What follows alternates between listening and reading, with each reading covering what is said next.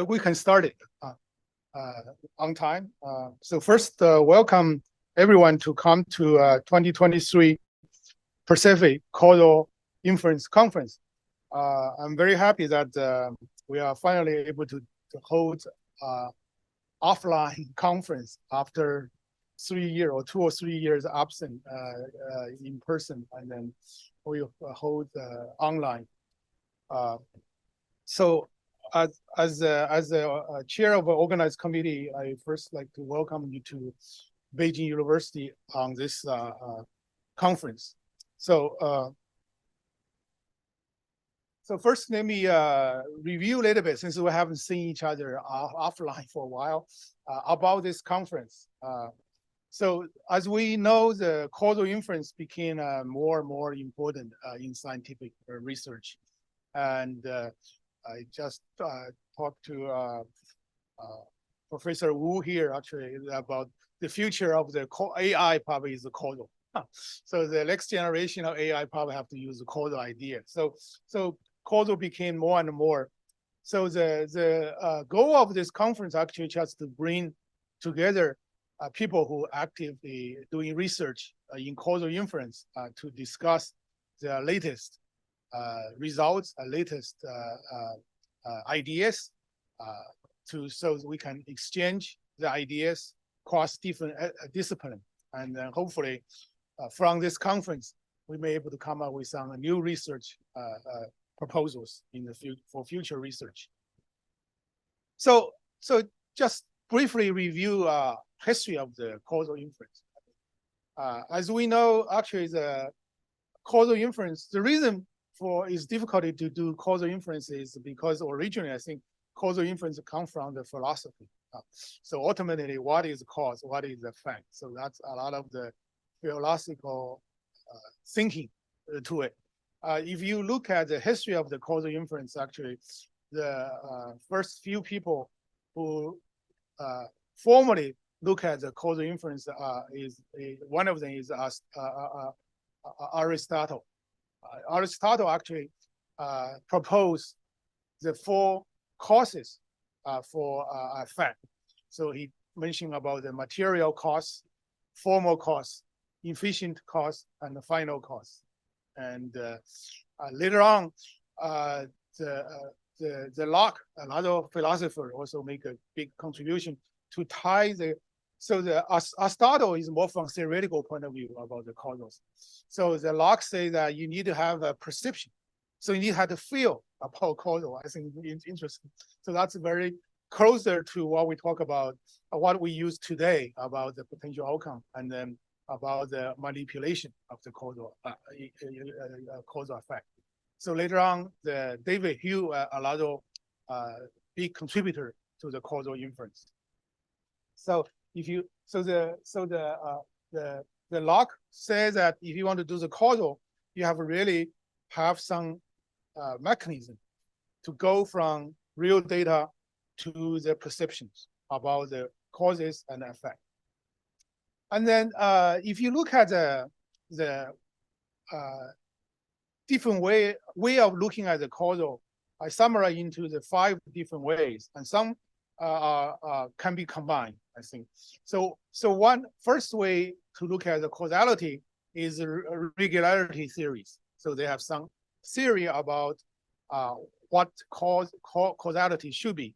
I mean, I think the representative author are Hume, Neal, and Mackey. And so second aspect of looking at causality is from the probabilistic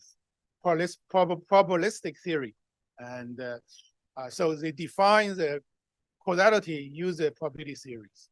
So a third aspect, which is used a lot today, is the counterfactual theory, and which I think the first proposed by Lewis. And then the fourth one is a mechanism theory. To say if you want to do the causal, you have to know the causal mechanism, why you have a cause, why you have effect.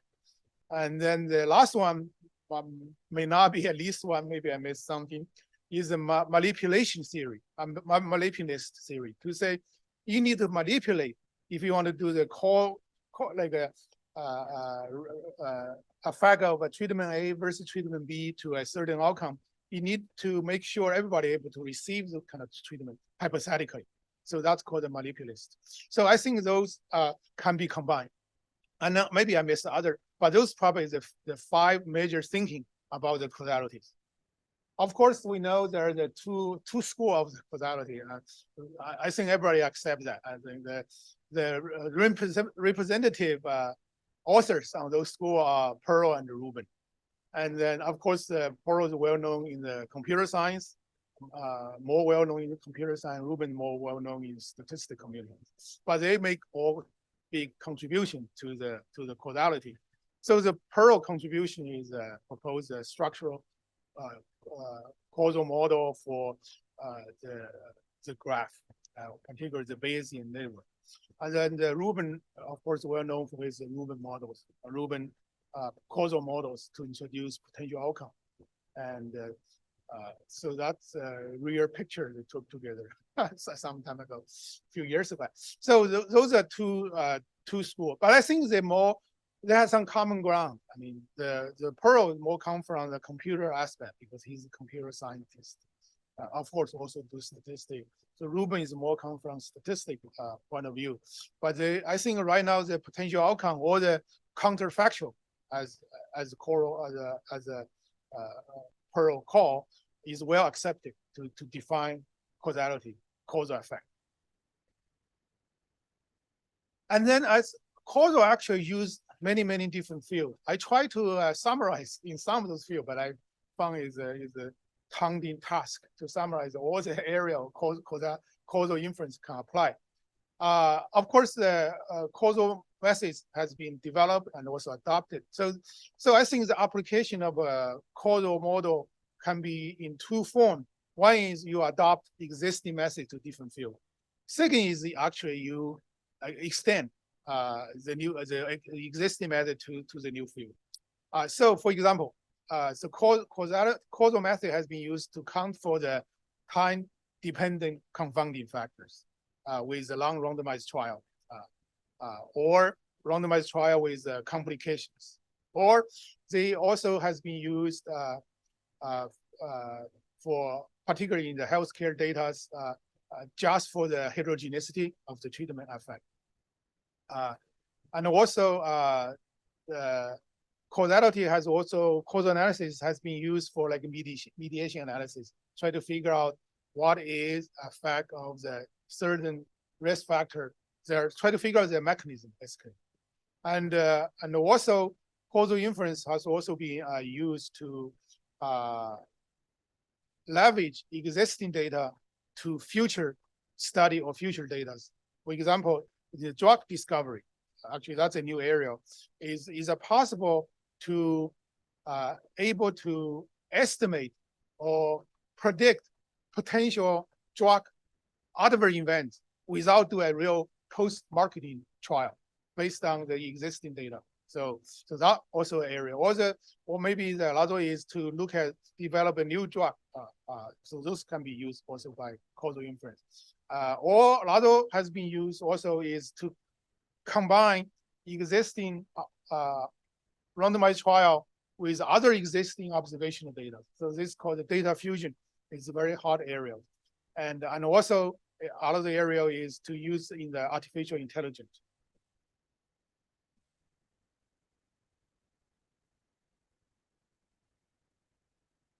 And so in general, is the causal inference with machine learning is also the big research areas.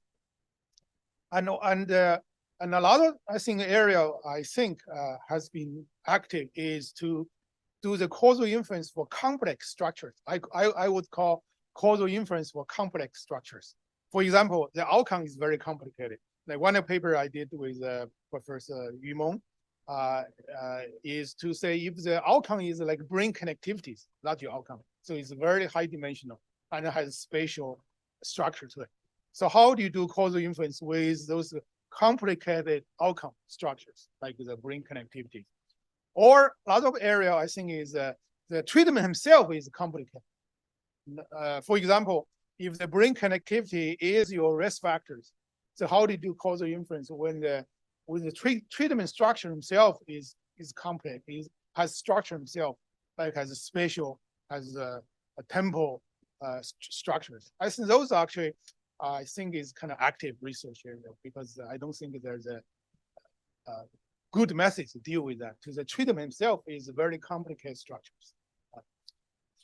For example, I mean, in the genetic area is for the gene, if you look at the gene effect, so you may not only look at the gene himself, but you also look at the gene and the surrounding genes. Okay.